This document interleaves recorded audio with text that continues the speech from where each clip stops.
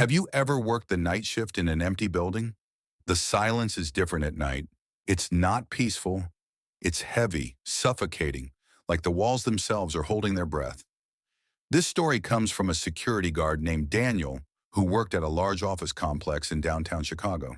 The building was massive, 15 floors above ground and 2 levels of basement beneath it. Daniel's job was simple: patrol every floor, check the cameras, and report anything unusual.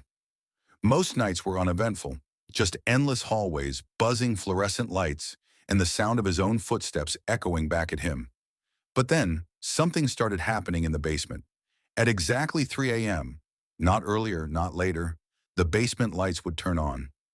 Daniel would be watching the CCTV monitors, sipping his coffee, fighting sleep, when suddenly the screens for the basement floor would flicker to life, every light down there blazing. At first he thought it was just a wiring issue. Old buildings have quirks.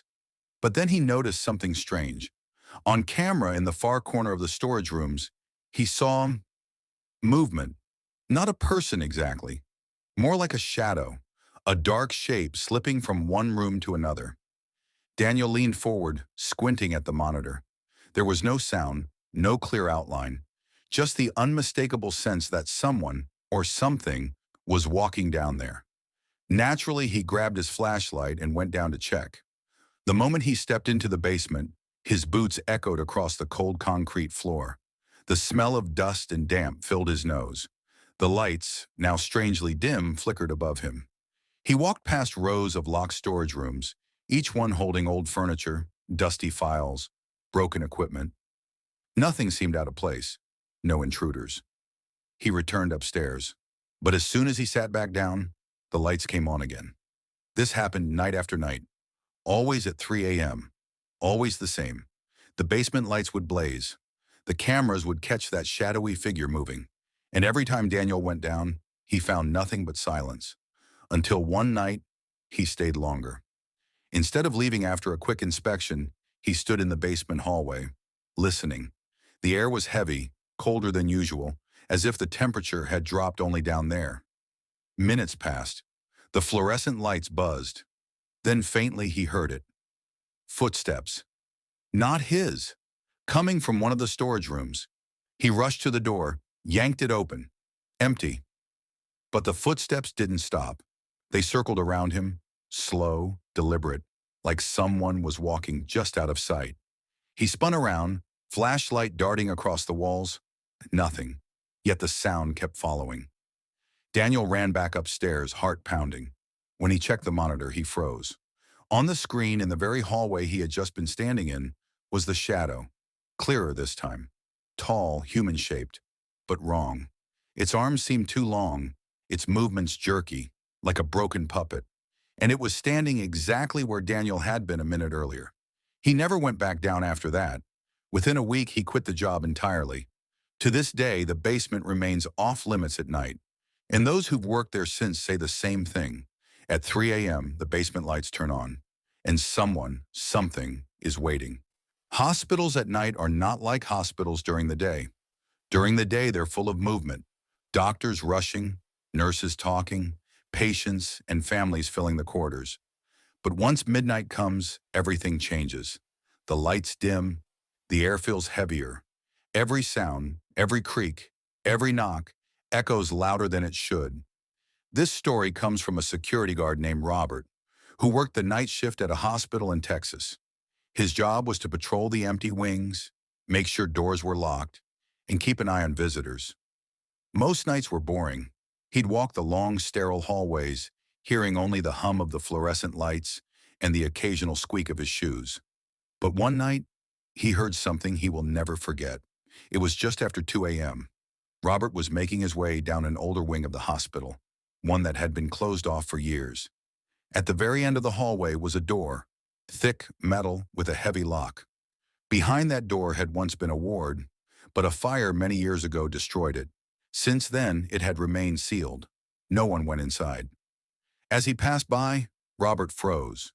From behind the door came knocking. At first, he thought it was his imagination, just the building settling, maybe the pipes. But then it came again. 3 knocks. slow, steady, as if someone on the other side was trying to get out. His heart pounded in his chest. He raised his flashlight, shining it at the door. The paint was peeling, the lock covered in rust. There was no way anyone could be in there.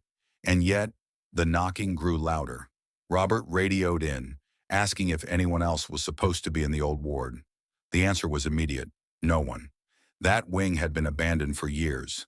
Swallowing his fear, he gripped the handle and tried the door. Locked. He pressed his ear against the cold metal surface.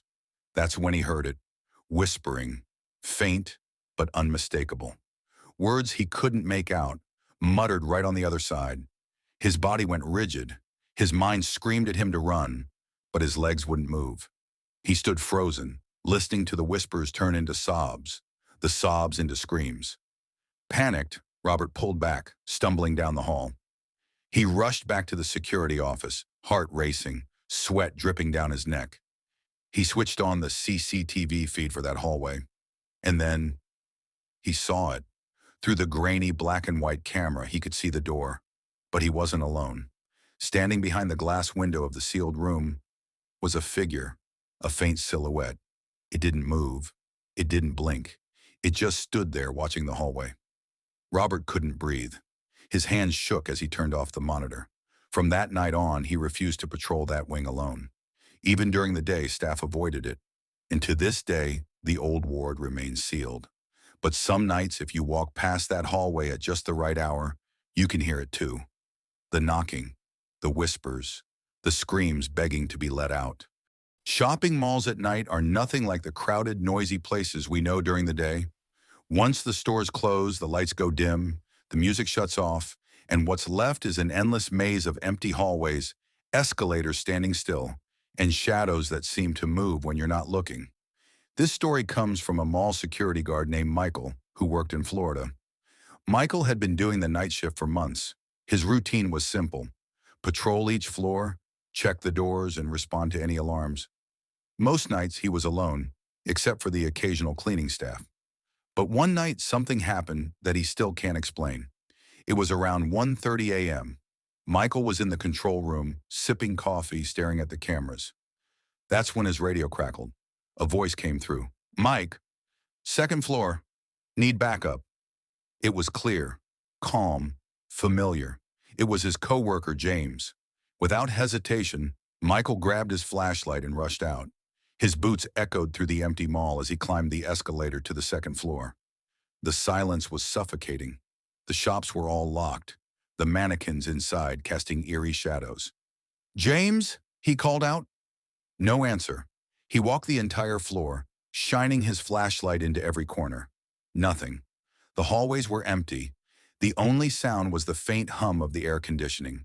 Confused, he pressed his radio button. "James, where are you?" "I'm on the second floor, static." Then silence.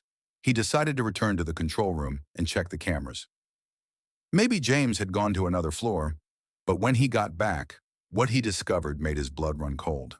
The control room log showed that James's radio had been disconnected. 2 weeks ago, James had quit his job and returned his gear. He wasn't even in the building that night. Michael sat frozen in his chair, staring at the walkie-talkie in his hand.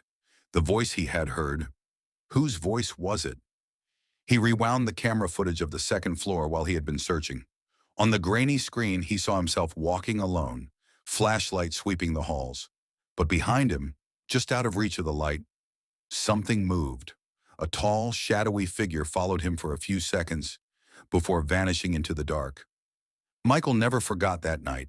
He swears the voice on the radio was James's. The same tone, the same calmness. But James wasn't there. So who or what called him that night? And worse, what would have happened if he had stayed on the second floor longer?